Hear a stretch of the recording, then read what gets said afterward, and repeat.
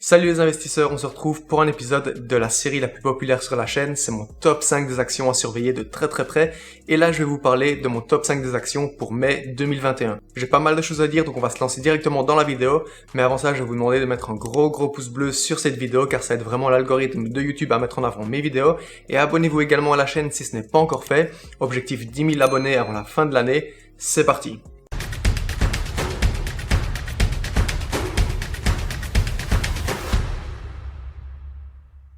La première entreprise dont je vais vous parler, c'est le groupe américain American Airlines. C'est un groupe car il est composé de plusieurs compagnies aériennes, dont évidemment American Airlines. Vous savez que c'est un des secteurs qui a été le plus impacté par la crise sanitaire, et d'ailleurs je suis bien placé pour en parler puisqu'il y a encore un an j'étais employé pour une grosse compagnie aérienne, et malheureusement la crise sanitaire est passée par là, ils ont dû licencier pas mal de monde, et malheureusement j'étais dans le lot. Je dis malheureusement, mais j'ai quand même pris ça comme une grosse opportunité pour me lancer à fond sur YouTube, mes petits business en ligne, la bourse, etc. Bref, je suis pas là pour vous parler de ma vie, je suis là pour vous parler de American Airlines, et je vais vous expliquer pourquoi je pense que le cours de l'action American Airlines est très intéressant aujourd'hui.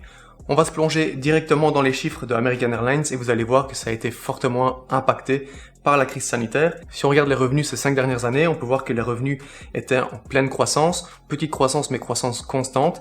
Et là, en 2020, ça a été fortement impacté puisque les revenus ont chuté d'environ 40%. Si maintenant on regarde le résultat net, le bénéfice de l'entreprise, il est complètement dans le rouge. Il était encore de 1,7 milliard de dollars pour l'année 2019. Et là, pour l'année 2020, American Airlines a essuyé des pertes de 8,9 milliards de dollars. Si maintenant on regarde le cours de l'action, vous retrouverez American Airlines coté au Nasdaq sous le symbole AAL. L'entreprise a une capitalisation boursière de 13,9 milliards de dollars. Alors ici, il a indiqué que American Airlines paye un rendement dividende de 1,84%, mais en fait, l'entreprise a coupé son dividende, ne paye plus son dividende, et on n'a aucune idée de quand et si un jour elle va remettre ce dividende. Le cours de l'action American Airlines était en croissance en 2016, 2017 jusqu'à 2018. Ensuite, entre 2018 et 2020, début 2020, on a vu le cours de l'action commencer à chuter tout doucement. Si on regarde encore il y a un an, le cours de l'action était aux alentours des 10 $. D'ailleurs, j'en avais profité pour acheter des actions American Airlines à 10 $. Je les avais revendues à 13 $. J'aurais peut-être dû les conserver, mais c'était quand même 30% de gains très facilement réalisés. Et aujourd'hui, le cours de l'action est à 21,7 $. Alors, si l'entreprise a fait d'énormes pertes, pourquoi est-ce que je vous en parle? Eh bien tout simplement parce qu'avec la relance économique, avec les personnes qui se vaccinent de plus en plus, le tourisme qui va se relancer tout doucement, eh bien je pense qu'ici, à 21,76 $ par action, il y a quelque chose d'intéressant à faire, et je pense qu'on risque de voir dans les prochaines semaines, les prochains mois, le cours de l'action American Airlines remonter vers les 24-25 $. Donc si aujourd'hui je vous parle de American Airlines, ce n'est pas vraiment pour une vision long terme, c'est parce que je pense qu'ici on a un swing trade et qu'on peut facilement gagner 20 à 30% dans les prochains mois. La deuxième entreprise dont je vais vous parler pour ce top 5 de mai, c'est l'entreprise Tattooed Chef. Je vous en avais déjà parlé sur la chaîne, c'est une entreprise que j'aime énormément.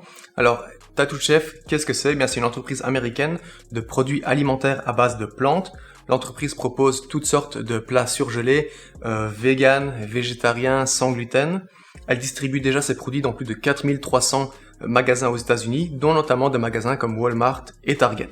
Alors, ce qu'il faut savoir, c'est que Tattooed Chef est dans un secteur en pleine croissance, puisque le secteur des plats surgelés aux États-Unis pèse plus de 65 milliards de dollars en 2020, et on voit que ça continue à grimper et que ça va encore grimper dans les prochaines années. Et en plus de ça, on voit que le secteur de la nourriture faite à base de plantes, la nourriture végane, etc., c'est aussi quelque chose qui est en pleine progression. L'entreprise Tattooed Chef, c'est une entreprise assez récente, mais qui fait déjà du profit et des bons chiffres. Si on regarde maintenant les revenus de Tattooed Chef ces dernières années, on peut voir que les revenus sont en pleine croissance. En 2018, ils étaient de 47,3 millions de dollars, 84,9 millions de dollars pour 2019, et là, pour l'année 2020, 148,5 millions de dollars. Et comme je vous l'ai dit, l'entreprise, malgré que ce soit une entreprise jeune, fait déjà des bénéfices. En ce qui concerne les bénéfices pour l'année 2020, ils étaient de 67,2 millions de dollars. Donc je viens de vous le dire, l'entreprise en 2020 a fait des revenus de 148 millions, mais selon les estimations, pour l'année 2021, les revenus devraient grimper de 148 millions pour passer à 224 millions. Et Tattooed Chef estime que ces revenus vont encore grimper en 2022 pour atteindre environ 305 millions de dollars. Il y a également une nouvelle qui est tombée la semaine passée.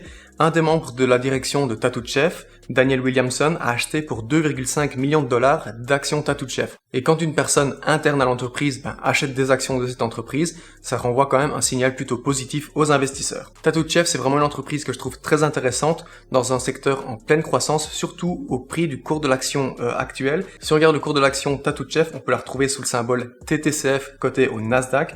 L'entreprise évidemment ne paye pas de dividendes et a une capitalisation de 1,46 milliard de dollars. Il y a encore un an, l'action Tattooed Chef valait 10 $, puis elle a grimpé à 16-17 $ par action, elle est redescendue, elle a fait un petit peu le yo-yo, on a même vu atteindre 28 $, c'était en septembre 2020, et là aujourd'hui, le cours de l'action est de 18 $. Je pense qu'à 17-18 $ aujourd'hui, Tattooed Chef est très intéressant. Si on regarde la recommandation des analystes, on n'a pas encore les recommandations pour avril, juste pour février et mars, il y avait 2 analystes, un qui donnait un hold à l'action et un qui donnait un achat. L'action vaut aujourd'hui 17,9 $ et le prix cible moyen des analystes est de 23,5 $ par action, donc ce qui fait une hausse potentielle de 30 à 40% comparé au prix d'aujourd'hui. Si l'entreprise vous intéresse, et bien comme d'habitude, n'hésitez pas à faire vos propres recherches. La troisième entreprise de ce top 5 des actions à surveiller en mai, c'est une entreprise sur laquelle je viens d'ouvrir une toute petite position parce que je pense qu'il y a quand même quelque chose à faire dessus. Cette entreprise s'appelle Bionano Genomics. Bionano Genomics, c'est une entreprise américaine créée en 2003 et qui est basée à San Diego, en Californie. L'entreprise est dans le secteur médical. Alors ici, on va parler d'un terme un peu compliqué. Je vais essayer d'expliquer ça le plus simplement possible. Alors, génomique, la génomique, qu'est-ce que c'est? C'est en fait tout simplement une branche de la biologie qui étudie le fonctionnement d'un organisme, d'un organe, le cœur, les poumons, peu importe, d'un cancer, etc. à l'échelle du génome, d'accord? Et donc le génome, qu'est-ce que c'est? Le génome, c'est l'ensemble du matériel génétique d'une espèce, donc c'est ce qui contient les gènes, l'ADN, etc. Donc que fait l'entreprise? L'entreprise Bionano Genomics a créé un système appelé le système Saphir et qui permet justement d'analyser ce génome. Chose qui est très difficile à faire par l'être humain et la finalité de tout ça, c'est évidemment de trouver des solutions pour guérir des cancers, des handicaps. L'entreprise, chaque année installe de plus en plus ces systèmes Saphir dans des laboratoires, dans des centres de recherche, etc. En 2020, ils en avaient déjà installé 97 et là, normalement, pour l'année 2020, ils prévoient d'en installer au total 150.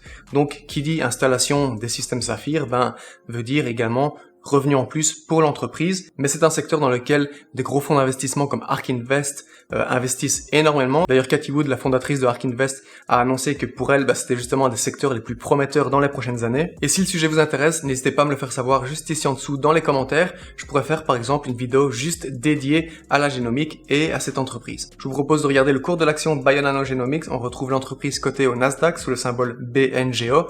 Aujourd'hui, l'action vaut 7 $ et 5 centimes. Et si on regarde le cours de l'action il y a encore un an, ça valait que quelques centimes, environ 50 cents, pas plus. Et c'est vraiment depuis la fin décembre 2020 que le cours de l'action a commencé à grimper pour même dépasser les 15 $ à la mi-février. Ensuite, grosse correction, vous le savez, des valeurs technologiques, des penny stocks, des valeurs de croissance, etc.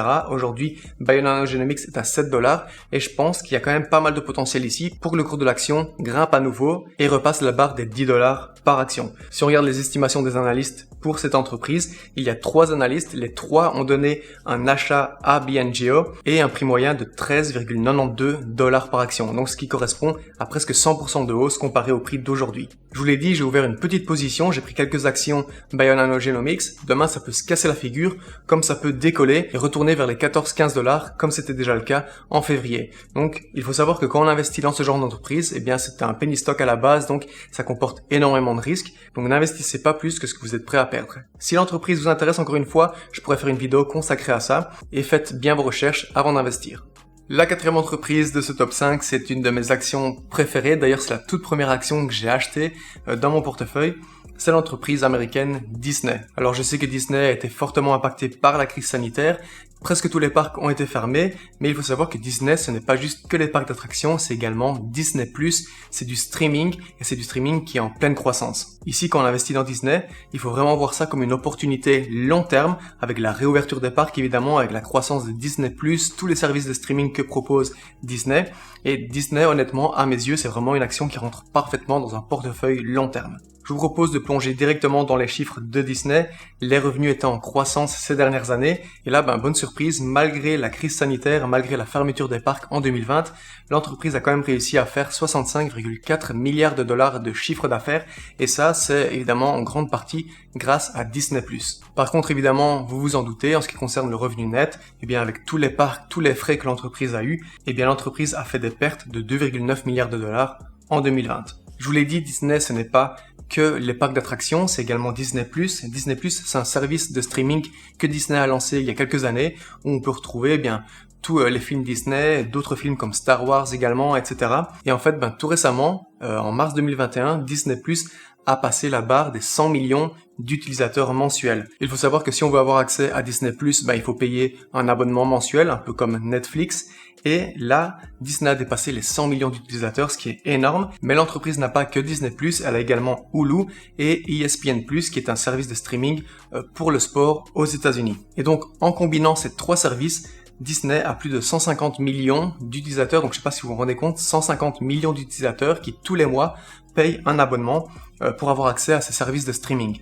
Et Disney a annoncé que d'ici à 2024, ils estiment qu'ils vont passer de 150 millions d'utilisateurs au total aujourd'hui à 350 millions en seulement 3 ans. Donc c'est pour ça que j'insiste qu'aujourd'hui, Disney ce n'est pas que les parcs d'attractions, c'est tout ce service de streaming et je pense que ça va amener énormément d'argent et ça va faire vraiment croître l'entreprise et donc évidemment le cours de l'action dans les prochaines années. C'est pour ça que Disney, avec une vision long terme, ça peut être que bénéfique pour un portefeuille. Si on regarde le cours de l'action Disney, on peut voir que Disney cote au New York Stock Exchange sous le symbole DIS. L'entreprise a une capitalisation de 335,17 milliards de dollars. Encore une fois, ici, comme American Airlines, il est indiqué que Disney paye un rendement dividende de 0,9%, mais Disney a coupé son dividende et malheureusement, je ne pense pas que Disney va remettre son dividende en 2021. Donc ces 5 dernières années, belle croissance du cours de l'action et évidemment grosse chute en mars 2020 où le cours de l'action a perdu plus de 40% en l'espace de quelques semaines seulement. Et c'est à ce moment-là que j'en avais profité pour acheter mes premières actions pour mon portefeuille et c'était des actions Disney. Je les avais eues à 100 $ par action. Donc là, je suis déjà à 84% de gains, ce qui est pas mal du tout et je compte vraiment garder ces actions sur du très long terme. Donc aujourd'hui à 184 $, il faut pas se dire que parce que les parcs sont fermés, 184 $, c'est peut-être un peu surévalué. Je pense qu'il y a vraiment quelque chose à faire si vous avez une vision long terme et avec la croissance des services de streaming de Disney, ici il y en a vraiment une belle opportunité pour investir dans une entreprise qui va encore croître. D'ailleurs si on regarde les estimations des analystes, sur 22 analystes, 19 ont mis une note d'achat à Disney, 3 un hold et aucun ne recommande de vendre l'action. Aujourd'hui, je vous l'ai dit, 184 $ par action et le prix moyen cible des analystes est de 211 $, ce qui représente environ 15% de gain par rapport au prix d'aujourd'hui. Et la cinquième entreprise que je vais vous présenter dans ce top 5, c'est ChargePoint. ChargePoint, vous en avez déjà parlé sur la chaîne il y a quelques mois, c'est une entreprise qui est active dans le secteur des véhicules électriques. Elle a été fondée en 2007 en Californie, mais ce n'est que tout récemment qu'on a entendu parler vraiment de l'entreprise et surtout depuis ces derniers mois où ChargePoint a fait son introduction en bourse suite à la fusion avec le SPAC Switchback Energy Acquisition Corp. L'entreprise fabrique et place des stations de recharge pour les véhicules électriques et en quelques chiffres, ChargePoint c'est 114 000 stations de recharge pour véhicules électriques à travers le Mexique, l'Australie, le Canada et les États-Unis et c'est au total plus de 82 millions de recharges qui ont été effectuées. Ce qui fait qu'aujourd'hui, ChargePoint c'est le leader mondial en ce qui concerne les réseaux de stations de recharge pour véhicules électriques. Si on regarde les revenus de l'entreprise, ils sont en pleine croissance ces dernières années et pour l'année 2020, ChargePoint avait des revenus de 146,5 millions de dollars. Ce genre d'entreprise en pleine croissance ne fait pas encore de bénéfices puisqu'elle investit énormément, elle investit énormément pour se développer, pour étendre son réseau de stations de recharge et l'entreprise en 2020 avait des pertes de 197 millions de dollars. Alors ChargePoint, aujourd'hui le cours de l'action est à 25 $. Vous retrouvez ChargePoint au New York Stock Exchange sous le symbole CHPT. L'entreprise a une capitalisation de 7,42 milliards de dollars et évidemment on ne paye pas de dividendes. Quand l'action était encore un SPAC, elle tradait aux alentours des 10 $ comme la plupart des SPAC. Ensuite, à l'annonce de cette fusion avec le SPAC, le prix de l'action a commencé à grimper. Il a vraiment décollé en décembre pour atteindre 49 $ par action. Ensuite, vous savez ce qui s'est passé ces derniers mois. La hype s'est un petit peu dissipée, on a vu le cours de l'action des véhicules électriques, des penny stocks, etc. redescendre. Et aujourd'hui, ChargePoint vaut 25 $ par action. Et je pense que cette entreprise a un énorme potentiel dans les prochaines années. Et d'ailleurs, il y a déjà tout qui commence à se mettre en place avec des pays ou bien des États comme la Californie aux États-Unis qui commencent à interdire d'ici à 2025 ou 2030 la vente de nouveaux véhicules qui ne sont pas des véhicules électriques. Et d'ailleurs, Biden veut que dans les prochaines années, ils installent aux États-Unis l'équivalent de 15 milliards de dollars en stations de recharge pour véhicules électriques. Donc, je pense qu'aujourd'hui, ChargePoint, étant un leader dans un secteur qui est en pleine croissance, à 25 $ l'action, il y a vraiment quelque chose de très très intéressant à jouer. Si on regarde la recommandation des analystes pour l'action ChargePoint, sur 4 analystes qui ont donné leur avis, 3 ont mis ChargePoint comme un achat, 1 comme un hold et aucun comme une vente, et un prix moyen cible de 39 $ par action. On rappelle qu'aujourd'hui c'est 25 $, donc on est ici sur un potentiel upside de 55%. Si le secteur des véhicules électriques est un secteur qui vous intéresse, je vous conseille vivement de vous renseigner sur l'entreprise ChargePoint. On arrive à la fin de cette vidéo, donc dites-moi dans les commentaires ce que vous avez pensé de ce top 5 et dites-moi si vous possédez une de ces 5 actions, dites-moi tout dans les commentaires, je me ferai un grand plaisir de discuter avec vous. Comme d'habitude, si la vidéo vous a plu, n'hésitez pas à mettre un gros pouce bleu, ça aide vraiment la chaîne à se développer. Si vous n'êtes pas encore abonné, abonnez-vous en cliquant sur le bouton juste ici en dessous et activez les notifications pour ne plus manquer les prochaines vidéos. On rappelle que j'ai cet objectif d'atteindre les 10 000 abonnés avant la fin de l'année, donc merci à tous ceux qui sont abonnés. Si vous n'êtes pas encore abonné, juste ici en dessous, et en attendant la prochaine vidéo, je vous dis salut, ciao ciao.